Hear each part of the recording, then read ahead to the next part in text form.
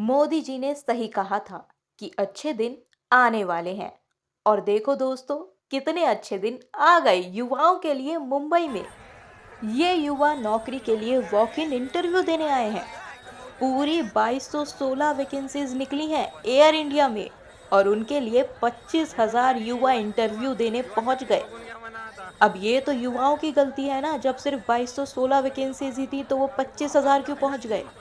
भाई, air India तो 2216 लोगों को नौकरी दे रही है ना। बाकी बचे 22,784 लोग वो अपना खुद देख लें। अब इसमें बेचारी एयर इंडिया कंपनी क्या करे।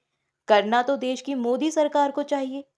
बल्कि मोदी जी ने तो खुद इसी मुंबई में अभी हाल ही में अपने दौरे के दौरान बयान दिया था कि पिछले 3-4 सालों में ही देश में 8 करोड़ नए रोजगार बने हैं। तो शायद वो रोजगार अभी मुंबई तक नहीं पहुंच पाए हैं। बाकी हम तो सिर्फ उम्मीद ही कर सकते हैं कि सरकार का 5 साल का कार्यकाल पूरा होने से पहले वो नए 8 करोड़ रोजगार मुंबई समेत बाकी पूरे देश में भी पहुंच जाएं, ताकि फिर से 2000 पदों के लिए 25,000 लोगों की भीड़ ना लगे। क्योंकि क्या है ना दोस्तों, अच्छा नहीं लगता जब युवाओं की भीड़ इस तरह से लाचार होकर एक नौकरी की तरफ बेबस होकर देखती रहती है और उन्हें वो नौकरी मिलती भी नहीं, और मायूस होकर वो अपने घरों की ओर लौट जाते हैं। क्योंकि नौकरी एक और दावेदार अनेक होते हैं। और ये नौकरी कोई लाखों की सैलरी वाली नहीं होती है, बस कुछ 20-25 हजार की सैलरी वाली होती है, जिससे आज के समय में कोई शौक तो पूरे नहीं होते, लेकिन हाँ, ज़रूरत के कुछ सामान ज़रूर घर में आ जाते हैं।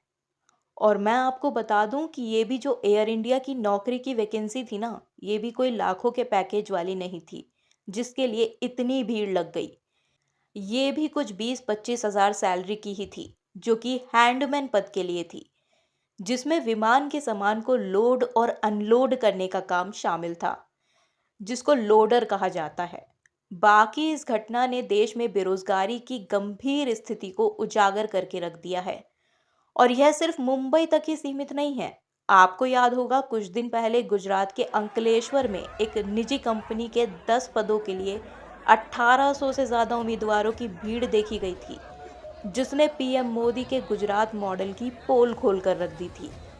जरा सोचिए, गुजरात जिसके लिए कहा जाता है कि यहाँ की हवा में ही व्यापार है, जब उस गुजरात जैसे विकसित राज्य में, जो देश में विकास और कारोबार के मामले में सबसे आगे रहने वाला राज्य है, उस गुजरात में रोजगार का ये हाल है, तो देश के बाकी पिछड़े राज्यों में क्या हाल होगा। मतलब यकीन कर पाना मुश्किल है, मात्र 10 पदों के लिए 1800 से ज्यादा उम्मीदवार। अब इसी से अंदाजा लगा लीजिए कि जब प्राइवेट नौकरियों का ये हाल है, तो सरकारी नौकरियों का क्या हाल होगा। वहां एक पद के लिए कितने हजारों उम्मीदवार होते होंगे। ऊपर से सरकार एग्जाम कंडक्ट नहीं करवाती, और एग्जाम होते हैं तो या तो पेपर लीक हो जाता है या फिर रिजल्ट ही नहीं आता। इन सब मिसमैनेजमेंट में इतना समय बर्बाद हो जाता है कि इतने में और नए पढ़े लिखे युवा नौकरी करने लायक हो जाते हैं, और फिर उन्हें भी नौकरी नहीं मिल पाती, और देश पर बेरोजगारी का बोझ और ज्यादा बढ़ता चला जाता है। आंकड़े बताते हैं कि भारत में बेरोजगारी दर पिछले कुछ सालों में लगातार बढ़ती जा रही है। हाल ही में CMIE यानी centre for monitoring Indian economy की एक रिपोर्ट के मुताबिक जून 2024 में भारत की बेरोजगारी दर 8.8% थी। ये आर्टिकल आप देखिए। Unemployment rate rises to 8-month high of 9.2% in June, CMIE data. Rural areas continue to experience higher unemployment rates, with joblessness growing to 9.3% in June 2024 from 6.3% in May 2024 and 8.8% in June 2023. क्या हालात हैं देश के। लेकिन मोदी सरकार इन सब परेशानियों से एकदम बेपरवाह है। तभी पिछले 10 सालों में सरकार ने देश में बेरोजगारी के मुद्दे को एक भी बार एड्रेस नहीं किया है, बल्कि सरकार तो एकदम डिनायल मोड में चल रही है। खैर, उसका नतीजा भी देश की जनता ने उन्हें लोकसभा चुनाव और अभी हाल ही में हुए उपचुनावों में बढ़िया तरीके से दे दिया है। उम्मीद जताई जा सकती है कि शायद वो इससे सबक लेंगे। लेकिन यहाँ अब गोदी मीडिया की बात भी कर लेनी चाहिए। आपको याद है कि आखिरी बार आपने किसी न्यूज़ चैनल पर महंगाई या बेरोजगारी पर कोई डिबेट कब देखी थी? कब कोई न्यूज़ एंकर पीएम मोदी से बेरोजगारी और महंगाई पर सवाल पूछते नजर आया था? बाकी राहुल गांधी जो कि विपक्ष के नेता हैं, उनसे तो रोज सवाल पूछते हैं ये लोग, जबकि वो सरकार नहीं चला रहे हैं। फिर मोदी जी जो देश के प्रधानमंत्री हैं, जिनकी सीधी जवाबदेही बनती है ऐसे मुद्दों पर, उनसे एक सवाल क्यों नहीं होता इन लोगों का? अब भले ही बीजेपी देश में बेरोजगारी को नकार रही है, लेकिन बीजेपी की ही सहयोगी शिवसेना शिंदे ने बेरोजगारी वाली बात पर ठप्पा लगा दिया है। जरा ये देखिए। देवशयनी एकादशी पर महाराष्ट्र की एकनाथ शिंदे सरकार का बड़ा फैसला। 12वीं पास छात्रों को हर महीने मिलेंगे 6,000।